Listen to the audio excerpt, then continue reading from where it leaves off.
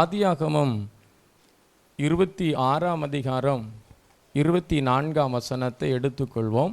ஆதியாகமம் 26ஆம் அதிகாரம் 24ஆம் வசனம்.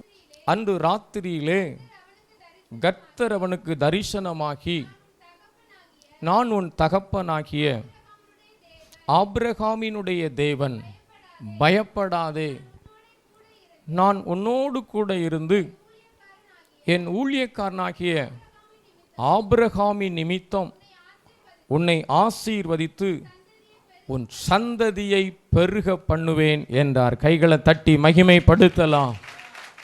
உன் சந்ததியை பெருகச் செய்வேன்.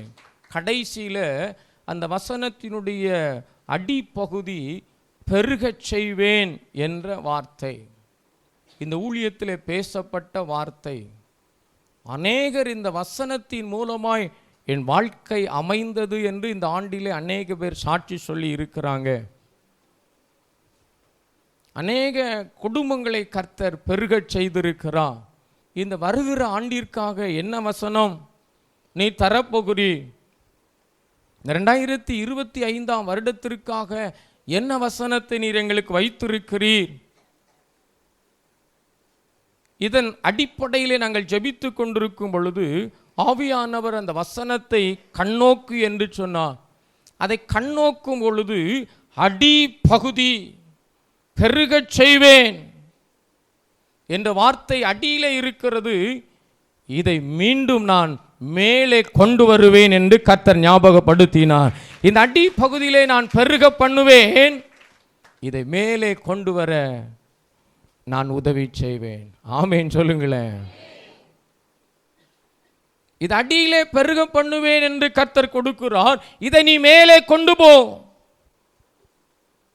இந்த வாசகம் மேலே வர வேண்டும், இந்த குடும்பத்திற்கு மேலே வர வேண்டும்.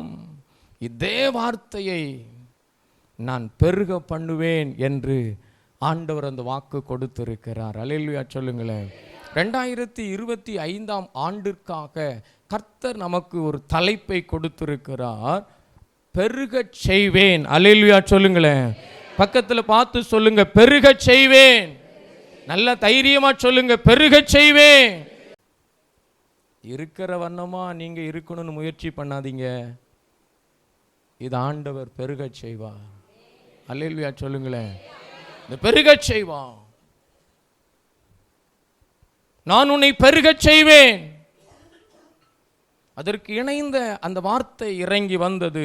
எபிரேயர் 6ஆம் அதிகாரம் 14ஆம் வசனத்தை எடுத்துக்கொள்வோம். எபிரேயர் 6ஆம் அதிகாரம் 14ஆம் வசனம் நான் சொல்ல சொல்ல நீங்கள் பின்பதாக சொல்லுங்க. நிச்சயமாக நான் உன்னை ஆசீர்வதிக்கவே ஆசீர்வதித்து உன்னை பெருகவே பெருக பண்ணுவேன்.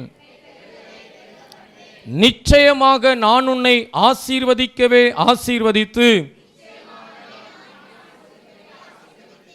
உன்னை பெருகவே பெருக பண்ணுவேன். உன்னை பெருகவே பெருக பண்ணுவேன் என்றார். அல்லேலூயா சொல்லுங்களேன். கைகளை தட்டி நாம் ஆண்டவரை ஸ்தோத்திரம் பண்ணலாம். நிச்சயமாக, கண்டிப்பாக, உறுதியாக உங்க குடும்பத்தை வரும் ஆண்டிலே நான் பெருகச் செய்வேன் என்று கர்த்தர் வாக்கு கொடுக்கிறார். எத்தனை பேர் அதை ஏற்றுக்கொள்றீங்க? அது ஆண்டவர் பெருகச் செய்வார். ஆபிரகாமுக்கு தேவன் வாக்கு கொடுக்கிறார். இந்த வாக்குத்தத்தம் தற்செயலாய் வரவில்லை. இந்த வாக்குத்தத்தத்தை கொடுக்கிறது யார்? யார் மூலமாய் இந்த வாக்குத்தத்தம் ஜனங்களுக்கு கொடுக்கப்படுகிறது? அப்போஸ்தலர் நடவடிக்கைகளின் புஸ்தகம் 13ஆம் அதிகாரம் 33ஆம் வசனத்தில் எழுதப்பட்டிருக்கிறது, இயேசு கிறிஸ்து உயிர்த்தெழுந்ததினாலே வாக்குத்தத்தங்கள் கொடுக்கப்படுகிறது. இயேசுவை எழுப்பினதினாலே தேவன் நம்முடைய பிதாக்களுக்கு அருள் செய்த வாக்குத்தத்தத்தை அவருடைய பிள்ளைகளாகிய நமக்கு நிறைவேற்றினார். அல்லேலூயா சொல்லுங்களேன். அவருடைய உயிர்த்தெழுதலின் நிமித்தமாக நான் முதல்ல சொன்னேன், அவருடைய பிறப்பி நிமித்தமாக வெளிச்சம், அவருடைய பிறப்பி நிமித்தமாக மகிழ்ச்சி, அவருடைய உயிர்த்தெழுந்தலின் நிமித்தமாக வாக்குத்தத்தம். கைகளை தட்டி ஸ்தோத்திரம் பண்ணுங்க. அவருடைய பிறப்பி நிமித்தமாக வெளிச்சம், அவருடைய பிறப்பி நிமித்தமாக உங்களுக்கும் எனக்கும் மகிழ்ச்சி, அவருடைய உயிர்த்தெழுதலின் நிமித்தமாய் வாக்குத்தத்தம். முதலே அவர் வாக்குத்தத்தத்தை சொல்லல, உங்களுக்கும் எனக்கும் இருளான பகுதிக்கு ஒரு வெளிச்சத்தை கொடுத்து, மகிழ்ச்சி இழந்து துக்கமாய் இருக்கிற மக்களுக்கு அந்த துக்கத்தை மாற்றி ஒரு வாக்குத்தத்தத்தை வைக்கிறார். இயேசு கிறிஸ்து உயிர்த்தெழுந்ததின் நிமித்தமாக இந்த வாக்குத்தத்தம் முற்பிதாக்களாகிய ஆபிரகாம், ஈசாக்கு, யாக்கோபு, யோசேப்பு என்ற பரிசுத்தவான்களுக்கு கொடுக்கப்பட்டது. இந்த முற்பிதாக்கள் மூலமாய் இணைந்திருக்கிற பிள்ளைகளாகிய உங்களுக்கும் எனக்கும் இன்று இந்த வாக்குத்தத்தம் விதைக்கப்படுகிறது. புதிய நாட்களுக்கென்று அதை கர்த்தர் நிச்சயமாய் செய்வார். நான் ஆண்டவருக்குள்ளே விசுவாசிக்கிறேன். அல்லேலூயா சொல்லுங்களேன். நான் கர்த்தருக்குள்ளே விசுவாசிக்கிறேன். வேதம் சொல்லுகிறது, நிச்சயமாகவே நிச்சயமாகவே உறுதியாகவே நான் சொல்லுகிறேன்.